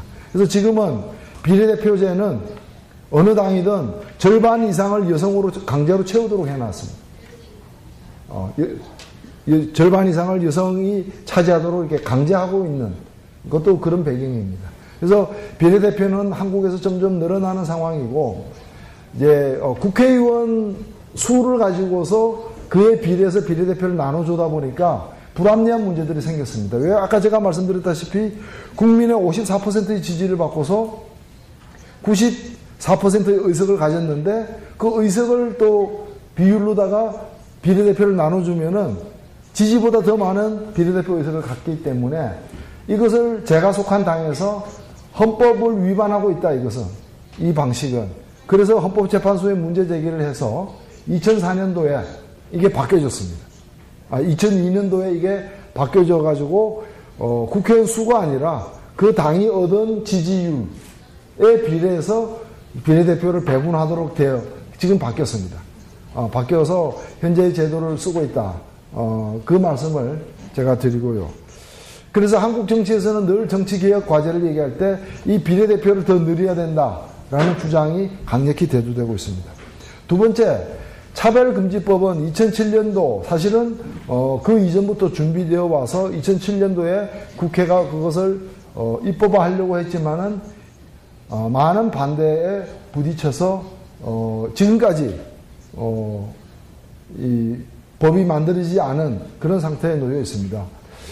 이 법은 사실은 오늘 제가 여러분들에게 말씀드린 1987년 이후 한국에서 민주주의가 실현되는 과정에서 굉장히 중요한 상징적인 법 중에 하나입니다. 지금 이제 남아있는 것이 이제 두 개의 법이 사실 남아있습니다. 해결되지 않고 남아있는 법이 두 개가 있는데 하나가 국가보안법입니다. 다른 나라에 없는 그런 어떤 표현이나 특정한 어떤 한국에서도 간첩이라거나 또는 쿠데타를 엄호하거나 이건 다 처벌이 가능한데 생각만 가지고도 또는 북한이 좋은 사회인 것 같다 말하는 것만 가지고도 처벌하도록 되어 있는 과잉 처벌을 하고 있는 국가보안법이 늘 문제가 되어 왔었습니다. 그러나 아직 고쳐지지 않고 있고 또 하나는 차별금지법, 차별을 법으로 금지하지 않고 있다는 겁니다. 그래서 이걸 법으로 금지하는 기본법을 제정하려고 했습니다만 아직까지 내부 합의가 덜 되었습니다. 덜 되어서 여기까지 왔는데 이것은 한국이 민주주의를 제대로 실현하기 위해서 굉장히 시급히 해결해야 될 중요한 과제다라고 생각되고 이 최근에 한국에서 차별금지법이 문제가 된 것은 동성애에 대해서 이 성적 지향이 다른 것에 대해서 차별해서는 안 된다라는 조항이 핫 이슈가 됐습니다.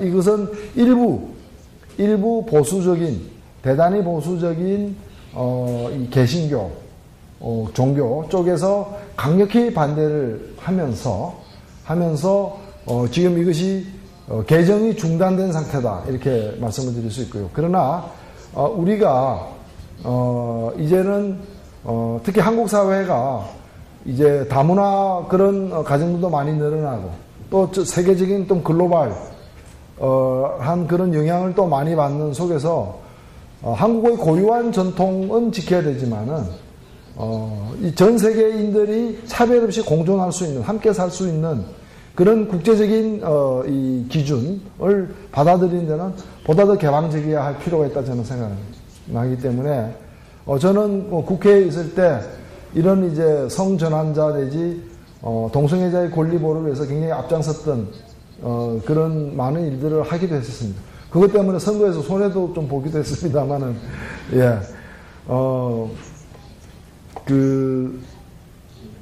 그래서 이런 부분들이 저는 이번 국회에서 이 차별금지법에 대한 좀 내부 합의를 빨리 이끌어내서 이것이 빨리 통과되기를 강력히 바라고 있습니다. 한국외국인학교에 재학 중 박재현입니다. 한국 정치에서 일부 언론이나 일부 정치인들이 자기와 반대되는 세력을 갖다가 종북 좌파나 색깔론으로 몰아붙이는 게 오랫동안 행해지고 있는데요. 이걸 한국 정치가 극복할 수 있는지 또 극복하려면 정치인들은 무엇을 해야 하며 국민들은 어떻게 해야 할지 말씀해 주시겠습니다. 예, 감사합니다. 뭐 어느 나라 정치든 비슷한 이제 그런 일들이 있을 수 있다고 생각되는데 과거에 이제 소련과 국경을 맞닿고 있는 나라들 예를 들면 이란이라거나 뭐 터키라거나 또 북쪽으로 올라가면은 핀란드, 스웨덴 이런 데서는 소련하고 가깝다. 이러면 굉장히 큰 이제 정치적인 타격이 됐습니다. 그러니까 그 나라는 대체로 그런 큰 나라와 강대국가 가까이 있으면 늘 싸우느라고 싸워왔던 많은 역사가 있어서 그 나라에 대한 국민 감정이 대체로 좋지 않습니다. 좋지 않은 속에서 누구하고 가깝다 이것은 그 자체로서 정치적으로 의심을 받고 이런 그 상황이 되는 거죠. 한국에서는 특히나 남과 북이 전쟁까지 이렇게 겪었던 그런 좀 아픈 역사를 갖고 있는 상황입니다. 그래서 과거에 한국의 독재자들, 쿠데타를 일으켜서 집권했던 독재자들은 통치하는 주요한 수단으로 북한이 쳐들어올지 모른다. 또는 자신에 대한 정치적 반대자를 북한과 내통한 사람으로 몰아서 이렇게 탄압을 했던 아픈 역사가 있습니다. 특히 한국에서는 1959년에 당시의 진보당의 그 당 대표였던 조봉암 씨를 그 사람은 대통령 선거에 출마해가지고 당시의 독재자였던 이승만 대통령을 위협하는 그런 많은 지지를 얻었습니다. 그렇게 되니까 대통령 선거가 끝난 후에 북한과 내통했다. 북한과 커넥션이 있다라는 혐의로다가 사형에 처했습니다. 최근 한국의 법정은, 한국 대법원은 그것이 무죄이다.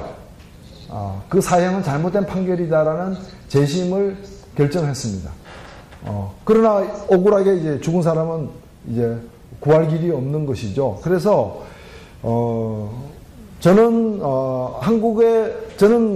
북한에 대해서 비판적인 입장을 갖고 있는 사람입니다. 저는 진보정당에 소속되어 있지만 핵 문제라 핵 개발이라거나 인권 문제 등에 있어서 북한이 비판받아야 될 지점은 확실하게 비판을 해야 된다고 생각은 합니다. 그러나 또 다른 한편으로 보면 북한은 또 한국과 나중에 결국에는 평화체제를 유지하고 또 통일까지 해야 되는 그런 특수관계에 있습니다. 그렇기 때문에 과거에 김대중 대통령이라거나 노무현 대통령이 평양을 방문해서 그런 이제 평화를 위한 그런 합의를 이뤄내기도 했었습니다. 그런데 한국에서 우리가 북한에 대해서 서로 논쟁을 할 수도 있습니다.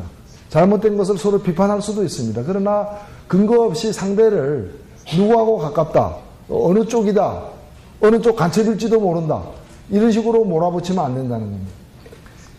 저는 어릴 때 부산에서 초등학교를 다녔는데 제가 학교 다닐 때마다 6년 동안 늘 봐왔던 구호가 있었습니다. 큰 페인트 글씨로 학교 정문 바로 앞에 큰 긴 담장에 글씨가 쓰여져 있었는데 그 내용은 무엇이 있는가 하면은 사랑하는 애인도 알고 보니 간첩이다 라는 내용이었습니다.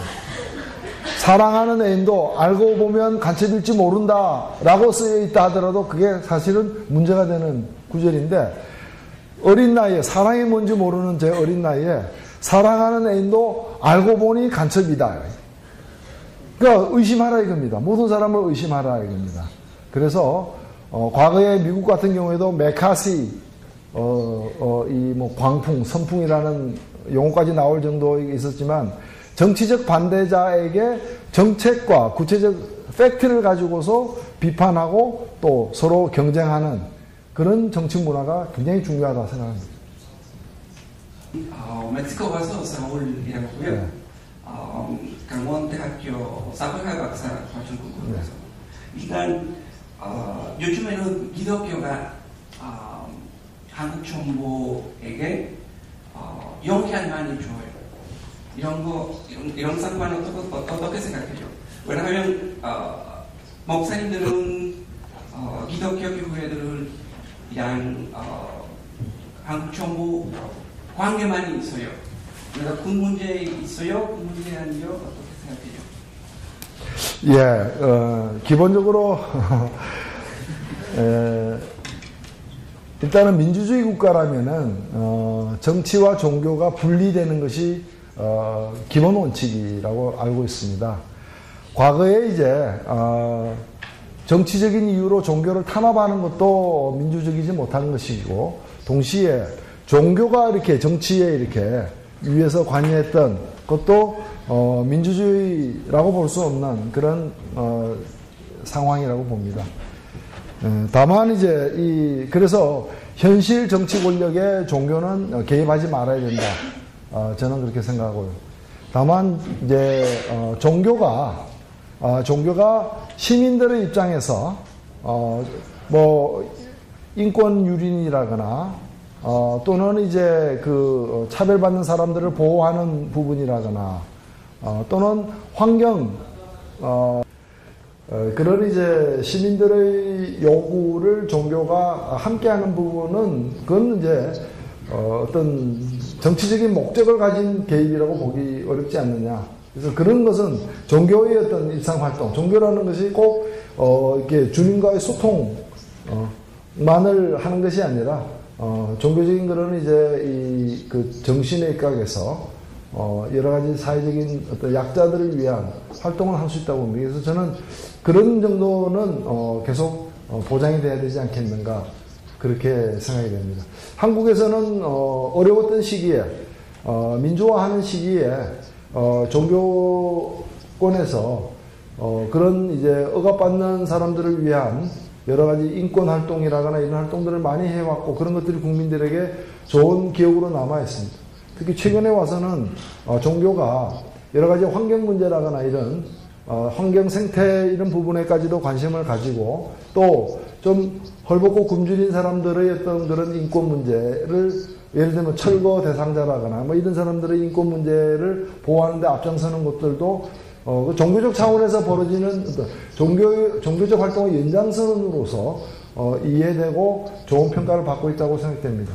그러나 어느 나라든 마찬가지지만 좀 극단적인 그런 좀 종교적인 신앙심을 가진 사람들이 타 종교를 배척하거나 특히나 이렇게 좀 폭력적인 방식으로 다른 종교를 대응하거나 또는 자신들의 독특한 그런 걸 이제 보편적인 인권을 갖다가 저해하는 그런 내용으로 이렇게 표현하는 것들은 한국 사회에서도 상당히 좀 자제돼야 되지 않겠는가 이런 생각을 갖고 있습니다.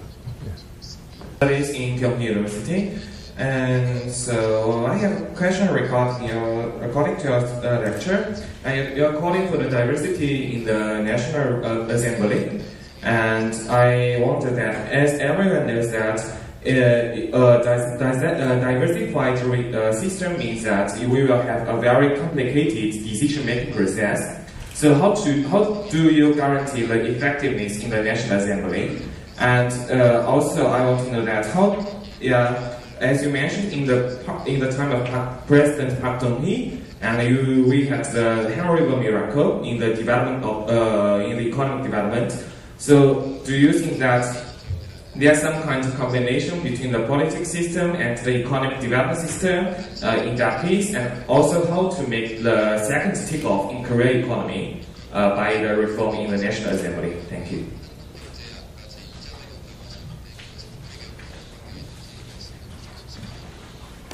네, 질문 감사합니다. 여러 가지 질문을 이제 하셨는데, 한국에서 제가 이제 국회가 좀 이렇게, 다양한 국민들의 요구가 이렇게 반영이 되는 구성의 변화가 필요하다고 저는 말씀을 드렸고, 그리고 또 질문하신 분은 이제, 그것은 이해되나 그런 것들이 또 너무 이렇게 국회에서의 어떤 과정을 혼란스럽게 만들지는 않을까. 정치적 혼란, 정치적 불안정성을 높이는 게 되지 않을까. 그것이 첫 번째 질문이었습니다. 충분히 있을 수 있는 지적이라고 생각됩니다. 그런데 한국은 너무 어찌 보면은 메이저 2개만 보장하는 식으로 되어 있었기 때문에 지금 상황에서 좀 더 이렇게 개방적으로 다양성을 추구한다고 해서 그것이 바로 큰 혼란으로까지 이어지는 건 아니라는 말씀을 드리고 싶습니다. 사실 예를 들자면은 브라질에서 제가 브라질하고 한국이 비슷한 과정을 겪었다고 했는데 브라질에서 대통령 직선제가 도입된 이후에 치러진 첫 선거가 아마도 1989년으로 저는 기억을 하고 있습니다. 그 선거에 출마했던 대통령 후보는 모두 20명이었습니다. 한국은 그렇게 20명씩 출마하지는 않습니다. 예, 많아야 4명, 5명 정도인 것이죠. 그리고 지금 한국에 보면은, 한국에 지금 국회를 구성하고 있는 정당은 그렇게 수가 많지 않습니다. 모두 지금 5개도 채 안 되는 지금 상황입니다. 국회를 구성하는 정당. 그 중에서 한국의 독특한 제도인 원내 교섭단체라는 제도가 있습니다. 즉, 20명 이상의 국회의원이 되어야 20명 이상의 국회의원을 가지고 있어야 원내 교섭단체가 되고, 원내 교섭단체가 되어야 국회의 모든 일을 결정하는 과정에 참여할 수가 있습니다. 예를 들면은 저는 지금 제가 속한 당은 의석이 5석입니다. 그 전에 제가 속한 당은 의석이 10석이었던 때도 있었고 13석인 때도 있었습니다. 다른 나라들 같으면은 10석 정도 되면, 전체 의석이 300명인 경우에 10석 정도 되면은 원내 교섭단체가 인정되는 나라들이 많습니다. 한국에서는 10석의 의석을 가져도 원내 교섭단체로 인정이 안 됩니다. 국회에 들어가긴 했는데 원내 교섭단체로 인정이 안 되기 때문에 국회의 주요한 의사결정, 국회를 열 건지 말 건지, 어떤 의안을 다룰 건지를 사전에 결정하는 과정에서 발언권이 전혀 없습니다. 발언권이 전혀 없다. 그리고 국회에서 예산을 배분하거나 심지어는 국회 사무실 공간을 이렇게 배정하는 데 있어서도 20석이 되지 않으면 존재하지 않는 것과 마찬가지의 취급을 받습니다. 마치 투명인간처럼 존재는 하지만 보이지 않는 사람들처럼 이제 취급되기, 이것은 한국의 국회 지금 운영하는 방식이 두 개의 거대 정당만을 위한 시스템으로 되어 있기 때문에 최근에도 국회 개혁 과제에 원내 교섭단체의 기준을 낮추는, 10석 정도로 낮추는 것이 또 제기가 되고 있습니다. 이런 점을 볼 때 저는 다양성은 물론 너무 다양성이라는 이름 하에 정치가 불안정해서는 안 되겠습니다만은, 지금 한국은 너무 한쪽으로 막대기가 휘어져 있기 때문에 반대 방향으로 좀 펼 필요가 있다. 그런 점에서 다양성이 더 도입되고 강조될 시기이다, 이렇게 말씀을 드리겠고요. 두 번째는 이제 박정희 대통령 시기에 제가 이해하기로는 저 질문은 비록 민주주의를 억압하는 그런 이제 측면이 있었지만 또 경제 성장은 또 크게 이루어진 것 아닌가. 그렇다면은 이것이 그런 정치 체제와, 당시의 정치 체제와 당시의 경제 성장이 어떤 관계에 놓여 있느냐. 달리 얘기한다면은 이제 이런 주장을 하는 사람들이 여전히 있습니다. 예를 들면은 지금 한국에서 집권당은 대체로 어떤 생각을 가지냐면은 민주주의도 중요하지만 당시에는 경제 발전을 위해서 민주주의를 일정하게 제약할 필요가 있었다. 즉 박정희 시대의 권위주의적인 그런 체제는 민주주의 경제 성장을 위해서 불가피했다. 불가피한 측면이 있었다. 이렇게 주장하는 분들이 있고 또 생각을 또 달리하는 분들도 있습니다. 이건 한국 사회에서 여전히 뜨거운 쟁점 중에 하나입니다. 그런데 이 점에 관해서는 인권이나 민주주의는 어떠한 이유로도 민주주의를 지켜내기 위해서, 인권을 보장하기 위해서 좀 비효율적인 상태가 설사된다 하더라도 그것을 이유로 인권을 제약하거나 민주주의를 유보할 이유가 되어서는 안 된다고 생각됩니다. 예를 들면 중국은 지금 고도 성장을 하고 있는 나라 중에 하나입니다. 그러면 여러분들은 중국의 고도 성장을 위해서는 천안문 광장에서 함부로 떠들지 못하게 하고 인권을 억압하는 일이 불가피하다라고 생각하십니까? 사실 두 마리의 토끼를 다 쫓을 수는 없을지 모릅니다.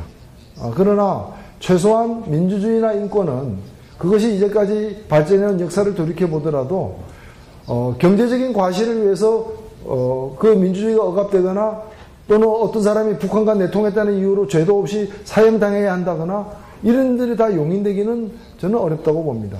국민들이 뽑은 국회까지 예를 들면 우리가 더 빠른 경제성장이나 또는 경제적인 다른 어떤 조치를 위해서 여러 가지 불편함을 참는 일이 있을 수는 있습니다. 그러나 그것이 국민들이 뽑은 국회를 해산하거나 정당의 당수를 사형시키거나 이런 것까지 용인할 정도까지 나아가서는 곤란하지 않겠는가, 이런 생각을 저는 갖고 있습니다. 네. 동원대학교 중국 여학생 한설매라고 합니다.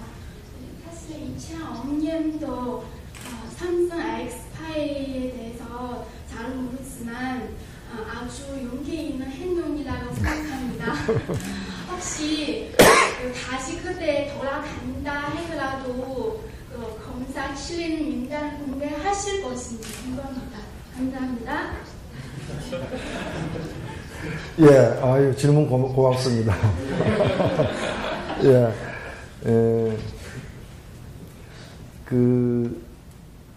저는, 뭐, 다른 나라에서는 잘 이해가 안 가겠지만,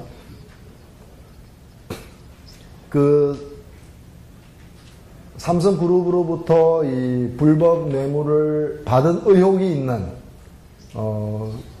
검찰 간부들의 이름을 공개했다는 이유로, 이제 재판을 받아서 유죄 판결까지 받았고, 또 국회의원직도 이제 당한 사람입니다. 그걸로 이제 많이 또 이제 한국에서는 유명한 사건이었는데, 저는 제가, 국회의원이 박탈됐을 때, 저를 최종적으로 유죄 판결이 나온 날, 국회에서 제가 성명을 발표를 하면서, 똑같은 상황이 와도 나는 똑같이 활동할 것이다, 행동할 것이다라고 이미 밝힌 바가 있습니다. 저는 특히나 한국 사회는, 한국 사회가 더, 좀 깨끗하고 투명하고 또 민주적인 사회로 가기 위해서는 이러한 이제, 불법 정치 커넥션, 즉, 부패와의 전쟁을 더 벌여야 된다고 생각합니다. 그러기 위해서는 용기 있는 사람들이 더 필요하고요. 정치인만이 아니라 일반 경우에도 마찬가지라고 생각이 됩니다. 제가 국회의원으로 처음 국회의원이 되었을 때 제가 받은 충고 중에 하나는 삼성과 같은 거대 권력에 대해서 너무 날카롭게 비판하지 말라. 그래야 국회의원을 여러 번 할 수 있다라는 그런 충고였습니다. 그래서 그때 저는 결심했습니다. 앞으로 삼성의 문제를 비판하는데 앞장서야 되겠다. 예.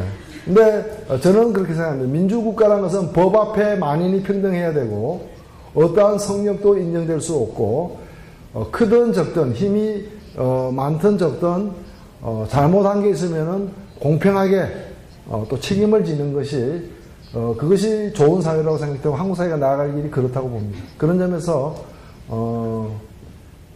저는 앞으로 이제 뭐 그런 일이 한국 사회에서 더 벌어져서는 안 되겠지만 계속 그런 일이 생긴다면 저는 마찬가지의 결연한 태도로 싸워 나갈 것입니다. 네, 대표님 안녕하십니까? 저는 한양대학교 재학 중인 중국 유학생 김유중입니다. 대표님 좋은 말씀 너무 감사드리고요. 저는 이제 경제 민주화에 관련된 질문 하나 있는데요. 사실 아까 말씀하신 지방자치제 도입, 사실 어떻게 보면은 지방정부를 중앙정부에서 독립함으로써 대단히 진보적이라고 볼 수 있는데요. 사실 제 생각에는 어떤 지방정부라 하더라도 어떤 공공이익보다 사적 이익이라든가 특정 정당의 이익을 우선시하는 경향도 있을 수 있을 것 같습니다. 따라서 지방자치의 도입도 중요하지만 주민자치의 도입도 상당히 중요하지 않을까 이런 생각을 해봤고요. 그럼으로써 저희 질문은 대표님 생각에는 포퓰리즘과 민주주의의 차이가 무엇인지 혹은 또 한국에 있어서의 주민자치에 나아가야 할 방향에 대해서 듣고 싶습니다. 예, 아주 중요한 질문을 하셨습니다. 지방자치는 사실 권력의 분산이라는 점에서 민주주의 기본 방향에는 부합하는 일입니다.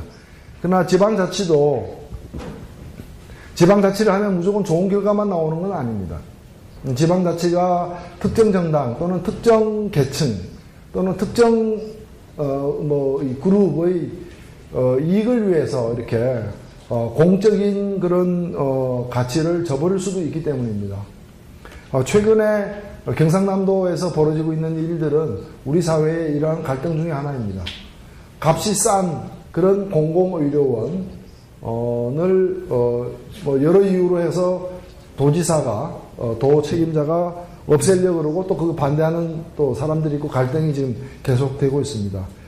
그래서 한국에서도 이러한 지방자치제를 실시하면서 동시에 실시한 게 있습니다. 그건 뭔가 하면은 주민 소환제입니다. 지금 이제 한국 시민들은 아직 이 대통령과 국회의원에게는 적용되고 있지 않지만 시장이라거나 또는 시의원이라거나 이런 지방자치로 선출되는 사람들에 대해서는 일정한 수가 동의할 경우에 소환할 수 있는 그 몇 해 전 그 캘리포니아에서 그 아놀드 그 슈왈츠네거 이렇게 소환이 있었던 그처럼 이렇게 소환할 수 있는 제도를 즉 지방자치단체장을 견제할 수 있는 그런 제도를 동시에 가동시키고 있다. 이렇게 그래서 이 주민 소환제에서 좀 더 나아가면은 주민 발안제라는 것도 있습니다. 브라질 같은데 일부 도시에서는 예산을 짤 때도 주민들이 직접 나서서 예산 짜는 거에 참여하는. 그래서 사람만 뽑는 게 아니라 정책을 선택하는데도 주민들이 직접 참여할 수 있는 이런 제도가 도입되고 있다. 네, 그런 점에서 이것이 그 가능한 일이 아닌가 생각되고 또 하나 질문이 더 있었던 게 민주주의와 포퓰리즘의 차이. 민주주의와 포퓰리즘의 차이는 유권자들이 몫입니다. 저는 뭐 민주주의와 포퓰리즘의 차이를 갖다가 순금과 가짜금의 차이다. 하나는 금이고 하나는 금이 아닌데 겉으로 볼 때는 다 금처럼 보이기 때문에 이걸 잘 구분하는 게 굉장히 중요합니다. 포퓰리즘이란 건 뭔가 하면은 좀 불순한 정치적인 이익을 추구하기 위해서 일단은 포퓰리즘의 목표 자체가 민주주의 목표와 목표가 다르다는 거죠. 민주주의는 다수의 그리고 공적인 가치를 다수의 이익과 공적인 가치를 추구하는 것이 목표라면은 포퓰리즘은 그런 목적이 아니라 그런 목적으로 위장했다 하더라도 실질적으로는 개인이나 특정한 어떤 소수의 어떤 이익을 실현하기 위한 걸 목표로 한다는 점에서 다르다는 것이고 방식은 거의 비슷해 보입니다. 대중들의 지지를 얻는 방식인데 대개 보면 이제 포퓰리즘 같은 경우에는 대중의 지지를 얻는 것처럼 보이지만은 대중의 어떤 약점 당장에 이렇게 뭔가를 이루게 해주겠다 그러면은 그게 이제 귀를 기울이게 되는 그런 대중의 약점을 이용해서 대중의 환심을 사는 그런 방식을 주로 얘기를 하는 거죠. 하는 거기 때문에 총칼로 강압적인 수단으로 목표를 관철하지 않는다는 점에서는 파시즘과 다르지만 실제로 소수의 이익을 추구한다는 점에서는 굉장히 비민주적인 방식인 거죠. 다만 형태상 이것을 구분하기가 매우 쉽지 않기 때문에 이것이야말로 정치인들에게 맡겨서는 위험할 수 있기 때문에 민주주의와 포퓰리즘을 구분해내는 그런 시민의식 그리고 또 시민들의 어떤 그런 걸 모니터링하는 시스템 이런 게 굉장히 중요하다 이렇게 생각합니다. 한국 외국인학교 재학 중인 EIA 주니어 인턴 조아라입니다. 대표님이 말씀해주신 것과 같이 제왕적 대통령제에서 대통령의 권한을 분산하기 위해서 대한민국 국민으로서 할 수 있는 일이 무엇인지 또 경제 민주화에 가까이 하기 위해서 저희와 같이 한국에 거주하고 있는 학생들이나 국민들이 할 수 있는 일이 무엇인지 궁금합니다. 감사합니다.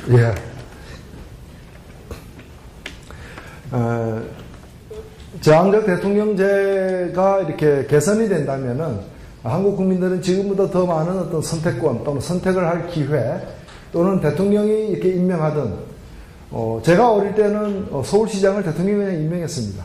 부산시장도 임명했고 전국에 있는 모든 도지사를 대통령이 다 임명했습니다. 그러나 지금은 그 16개의 광역자치단체장 중에 대통령이 임명할 수 있는 사람은 아무도 없습니다. 대통령이 누가 당선되도록 영향을 미치기도 쉽지 않습니다. 그만큼 대통령 개인의 권한으로 돼 있던 것이 국민의 권한으로 이렇게 이양이 된 건데 앞으로 이런 일이 점점 더 많아질 것이다 라는 것이고 이것이 많아지게 되는 과정에서는 대통령의 권한이 더 많이 분산되는 여론을 조성하는데 우리 국민들이 그냥 구경만 할 것이 아니라 힘을 보태는 일이 중요하다. 특히나 최근에는 몇 년 사이에 급속도로 어느 나라든 국민들이 자신들의 어떤 의사를 갖다가 표현하기가 과거보다는 훨씬 쉽게 되어 있습니다. 여론도 형성되기 굉장히 쉽게 돼 있어요. 쉽게 돼 있어요. 저는, 제가 아까 그 16살 때 유신, 국회가 해산되는 걸 굉장히 충격으로 제가 받아들였다고 말씀드렸는데, 그때 제가, 그 1년 후에 17살 때, 저는, 유신은 나쁜 거다.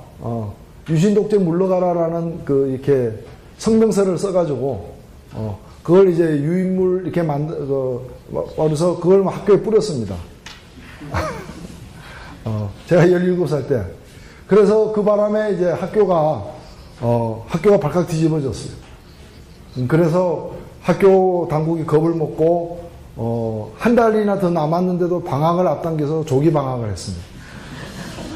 그래서 제가 친구들로부터 굉장히 이제 고맙다는 얘기를 많이 들었습니다. 근데 요즘 같으면 제가 그럴 필요가 있겠느냐. 만일 요즘이란 저는 아마 트위터나 페이스북이나 이런 걸로다가 그냥 이거 문제 있지 않느냐. 우리 내일 학교 가지 말자라거나, 또 내일 어디서 모이자거나 이렇게 해도 되는 거잖아요. 근데 그때는 이 스마트폰도 없었고 트위터도 없었기 때문에 제가 그 유인물을 갖다가 만드느라고 자기 어디 기차 타고 다른 지방까지 가서 등사해가지고 그걸 날라가지고 엄청 고생도 많이 하고 돈도 많이 썼습니다. 근데 요즘에는 이제 이러한 SNS 이런 것들이 워낙 잘 발달되어 있기 때문에 우리 국민들이 자신의 뜻을 많이 표출할 수 있고 또 다수가 생각이 비슷할 때 그것을 또 이렇게 모아내는 일도 쉽습니다. 트위터를 통해서 하루에 올라오는 멘션이 약 2억 개가 된다고 합니다. 아마 그건 더 늘어날 것이에요. 그럼 제가 볼 때는 2억 장의 또는 2억 가지의 유인물이 나오는 거랑 다름없다. 그런 점에서 이런 걸 잘 활용해서 현대의 여러 가지 과학기술의 발전으로 만들어진 유용한 산물들을 잘 활용하면은 우리 국민들의 뜻을 모으는, 그러니까 아래로부터의 민주주의를 표현해내는데도 더 도움이 되지 않겠는가. 사실 작년에 북아프리카 지역에서 이제 벌어졌던 일들은 이러한 트위터라거나 이런 걸 통해 가지고 의사 형성이 어느 만큼 신속하고 또 풍부하게 의사 형성이 이루어졌고 그것이 또 아주 수십 년 된 강고한 권력을 무너뜨리는데도 큰 작용을 하는지 보여줬다고 생각합니다. 시민강 강의 감사합니다. 저는 미얀마에서 온 임진림이라고 합니다. 경희대학교 국어공학과 석사과를 다니고 있습니다. 네, 아시다시피 저희 미얀마는 현재 그 민주화가 되기 위해서 노력한 지가 얼마 안 됐고 한국에 87년식의 시작 단계에 있다고 할 수 있을 것 같습니다.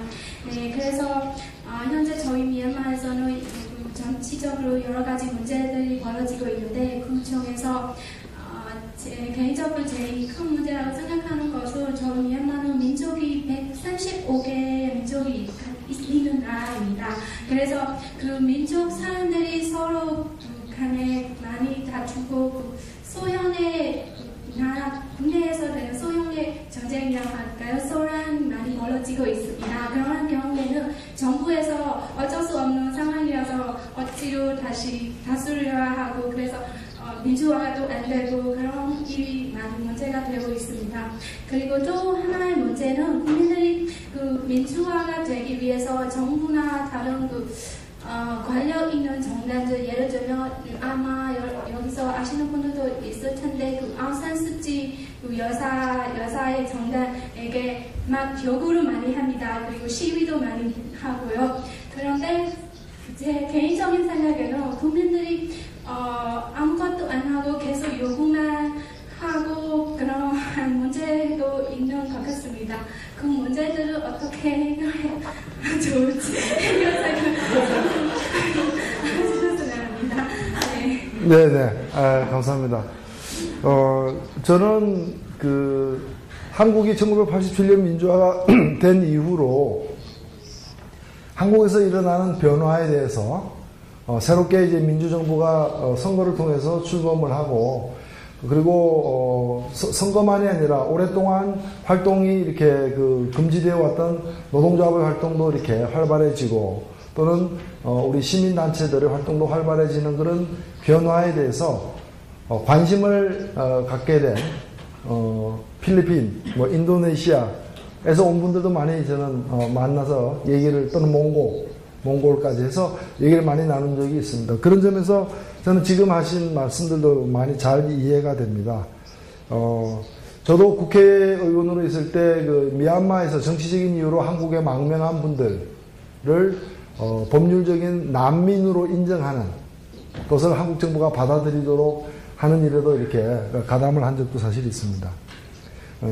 저는 그 뭐 100여 개가 넘는 그 여러 민족들, 다민족 사회가 민족 간의 갈등을 최소화하면서 공존할 수 있는 가장 합리적인 방식은 바로 민주주의라고 생각됩니다. 사실 과거에 뭐 유고슬라비아, 과거 옛 유고슬라비아를 보더라도 억압적인 체제를 가지고서 여러 민족 간의 갈등을 갖다가 억누를 수는 있습니다. 그러나 그것을 완전히 해결할 수는 없습니다. 오히려 그런 민족 간의 여러 가지 차이나 이런 것들을 갖다가 서로가 존중하면서 공존할 수 있는 가장 좋은 시스템은 민주주의입니다.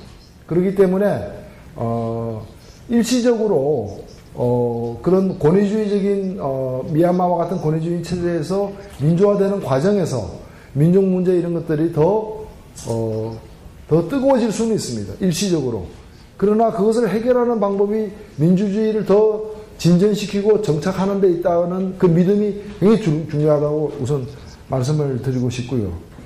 그 다음에 뭐 앙산수지 여사에 대한 어떤 요구가 많아지는 것도 충분히 이해가 됩니다. 저희들도 뭐 비슷한 과정을 거쳤습니다만은 민주주의는 훌륭한 대통령과 일 잘하는 국회의원만 가지고 이루어지지는 않는다.